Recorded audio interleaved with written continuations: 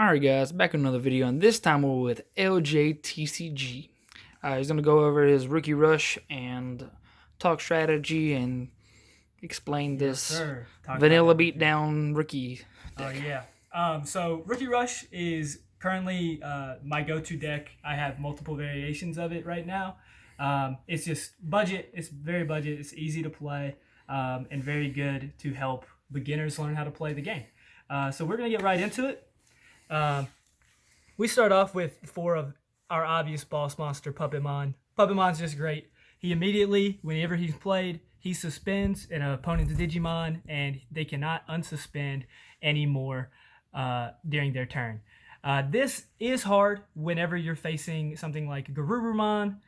Trey knows about that with the Garurumon stuff, because if your opponent hardcasts a Garurumon, they can unsuspend a suspended Digimon and then continue messing with you.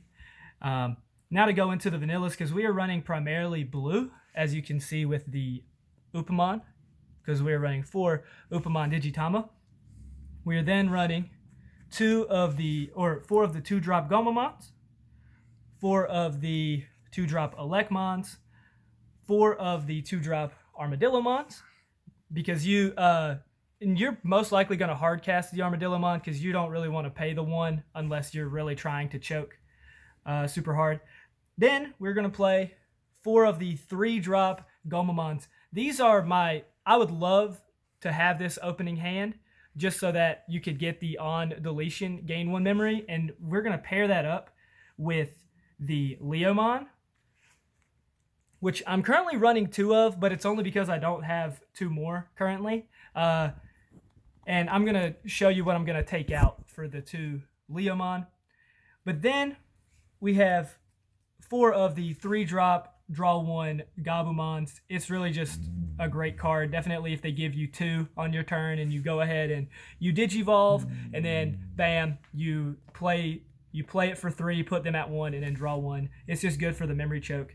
And then I'm currently playing 4 Bearmon, and this is going to finish out the blue Digimon cards. But I plan on taking out 2 of the Bearmon just to put the 2 Leomon in. And I was also thinking of potentially running a 3-3. But Leomon is just too good in gaining that memory. I definitely think it's a tech, because not a whole lot of rookie rushes want to pay 2 for 1 Digimon. But whenever that 1 Digimon can swing and get you 3 memory when it dies, it's a lot of value there. And then for the option cards, we're just running 4 Hammer Spark for the blue, and that is our blue. And then we have a very small 2 Tapermon. This is just to get an extra draw. I think this is a little better than Kudamon, personally. But with more testing, I'll see if it's harder to draw. But because of some of the Digi-evolutions that we have, it does help a lot. So we run 2 Tapermon for purple. And then we're going to get into our green package of the 4 Goblimon, which is a 2-drop, 4 Mushroomon, which is also 2-drop. And then we're running 2 Vegemon. Vegemon is just really good because it's a 6K.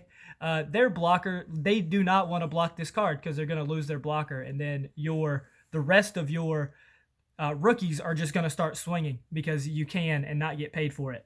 So you're going to get 1 at least, because they're most likely either going to let you in or they're going to get rid of their blocker. And that's just going to be a very tough decision for them. And the best thing about this game is, the best thing for you as a player is to try to have your opponent make every tough decision that they can. If you can make their decision tough, you're doing your job as a player. So that's the green Digimon, and then we're finishing out the deck with 4 Flower Cannon. Flower Cannon is pretty much self-explanatory. I know I didn't talk about the Hammer Sparks, but we'll talk a little bit about the option cards and what they do in security for newer players. But with Flower Cannon, on play, it's a 2 cost. You suspend one of your opponent's Digimon. This is really good if there's only 1 blocker on the field and you just need that game ender. So you can play it for 2, suspend the blocker, and then just hammer away with your rookies. If they hit this while it's in security, if they have a whole flush board, so let's say you're playing another Rookie Rush deck, and they have a flush board, they they hit it and you suspend all of their Digimon. And so then they just can't finish attacking you. So that's what happens when it's out of the security. It's really silly. It's really busted. And then for the Hammer Spark, since we didn't talk about it, because I think it's super usual, but it's a 0 cost gain 1 memory, and then if they hit it in your security, they gain 2. And what's so good about this is when they hit it, and let's say they're at 1, it immediately ends their plays, and they can't play another Digimon. And this is really tough against the Rookie Rush, like against your opponent who is also playing a Rookie Rush, because then they can't play another 2-drop when they would like to. I've experienced that myself just in testing. Even just against a regular blue deck. I just did not enjoy swinging into their security and them gaining 2 memory, and then I can't play another Digimon. That would ultimately have won me the game because of that. So this is just a very good card. And so that is my Rookie Rush build. If you have any questions, please follow me. I think this is going to be on my channel. It may be on Trey's channel as well. Get it in 2 places at one time. But if it's not, you can always comment under mine or Trey's video, and like and subscribe.